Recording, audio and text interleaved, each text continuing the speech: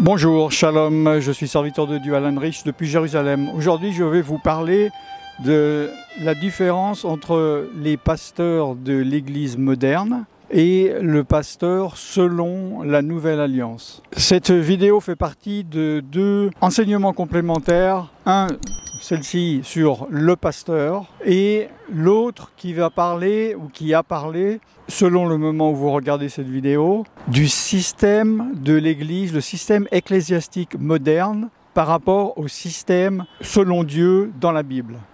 Nous allons commencer par le système moderne, c'est-à-dire protestant. Ça fait 500 ans que ce système de pasteur existe. Je vais expliquer après que le mot pasteur, que le ministère existait déjà avant. Ce système établi actuellement par les protestants évangéliques, pentecôtistes, etc., je vais résumer par protestants.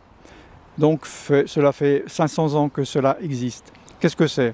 C'est un homme, parfois une femme maintenant, qui est responsable d'une assemblée locale. Il est le seul responsable et entouré en général d'anciens. Mais lui est responsable de la ligne directive doctrinale. Il prêche le jour de prêche, en général le dimanche. Il est responsable financièrement, il est responsable par rapport à sa hiérarchie, de sa dénomination, par rapport à l'ordre dans son assemblée, dans son église, c'est-à-dire le nombre de personnes qui est ajouté ou qui part, etc., etc. Ce pastorat, ce type de pasteur, c'est un titre et c'est une fonction.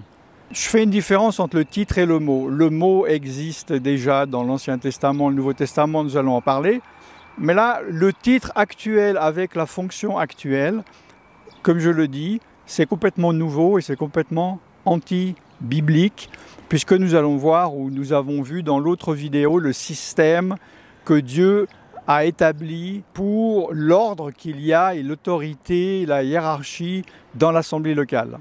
Alors cela peut-être va vous choquer, mais n'importe qui peut devenir pasteur dans cette église moderne. Il suffit de faire des études bibliques, même pas besoin théologique, cela dépend de la dénomination, entre 2 ans, 3 ans, 4 ans, éventuellement ensuite être pasteur pour apprendre un peu les ficelles du métier, parce que c'est un métier, et on devient pasteur.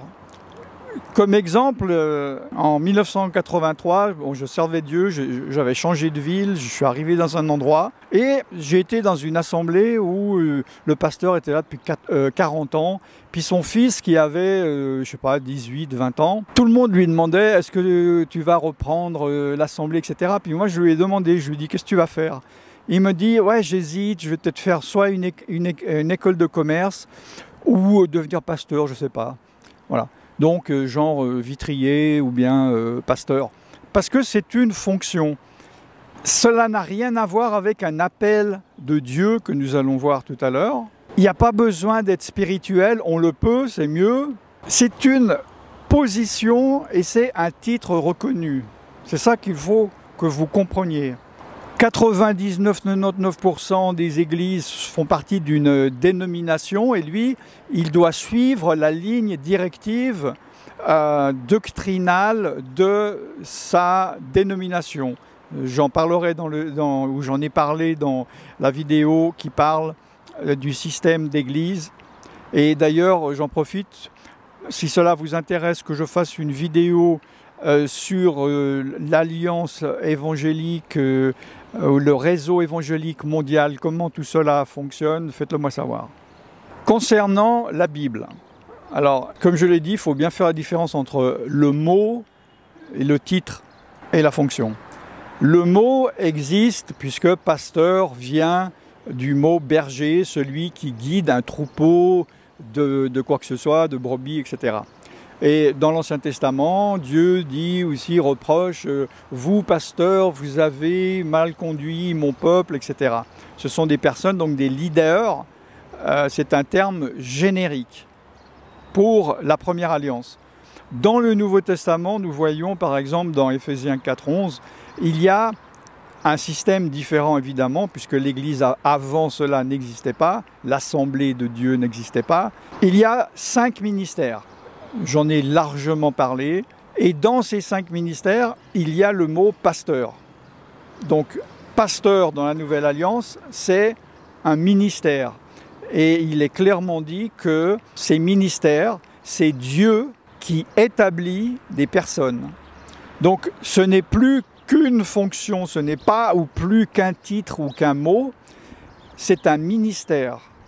Ça veut dire que c'est Dieu qui choisit une personne par rapport à des caractéristiques, des qualités qu'il a, qu'il peut avoir ou qu'il va recevoir, et Dieu lui donne une onction particulière. C'est un appel de Dieu, ce n'est pas l'homme qui choisit.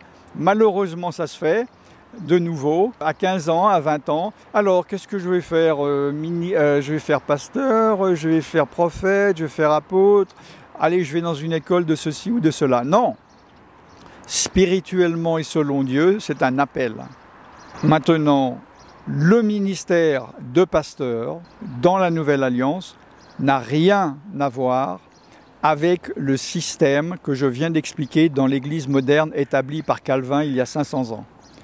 Cela n'a rien à voir. Faites une différence entre le mot et ce que c'est.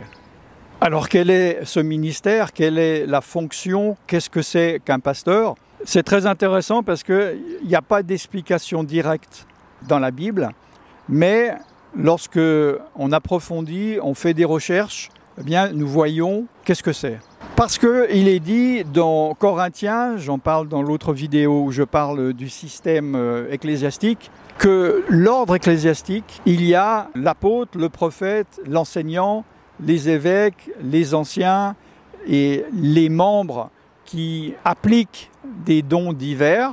Donc, il y a 2 ministères d'Éphésiens 4 qui ne se trouvent pas dans l'assemblée locale, c'est pasteur et évangéliste.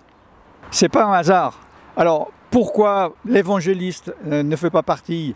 Bon, c'est assez clair.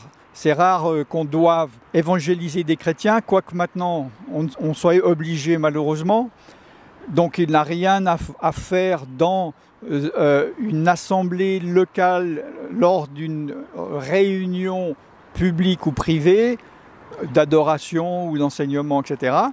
Et le pasteur, selon la Bible, pourquoi il n'a rien à voir non plus dans ce système? Parce que le pasteur, comme je l'ai dit au début, c'est quelqu'un qui guide les âmes.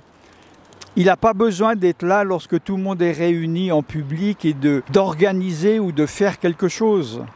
Il va voir des personnes, il va encourager des gens, il va parler comme un travail d'ancien, mais c'est un ministère. Donc un ministère, ce n'est pas forcément quelque chose à plein temps, mais c'est une onction particulière. J'en ai déjà parlé. Si vous voulez que je fasse une vidéo sur ce qu'est exactement un ministère, faites-le moi savoir. Dans une des vidéos que j'ai fait où je parlais de cette création nouvelle du système pastoral, j'ai eu beaucoup de réactions qui disaient « Et alors? Le mot existe déjà, et alors ?» Et alors? Il faut savoir si vous suivez vos traditions ou vous suivez Dieu. Dieu a donné un système. Pourquoi ne pas le suivre? Si vous ne le connaissez pas et lorsqu'on vous dit quel est ce système, pourquoi dire « Et alors, qu'est-ce que j'en ai à faire ?» Ok, alors suivez votre dénomination, mais ce n'est pas mieux de suivre Dieu, d'obéir à Dieu? Une chose est certaine, ce système pastoral, ça fonctionne, ça fait 500 ans que ça existe, c'est viable. Mais le but n'est pas de faire quelque chose de viable, parce que quand la base, à la racine, on n'obéit pas à Dieu ou on désobéit à Dieu en n'obéissant pas à la parole de Dieu, est-ce que vous pensez que cet arbre va porter du bon fruit? Pourquoi ne pas obéir à Dieu? J'en parlerai plus ou j'en ai parlé dans la vidéo sur le système de l'Église.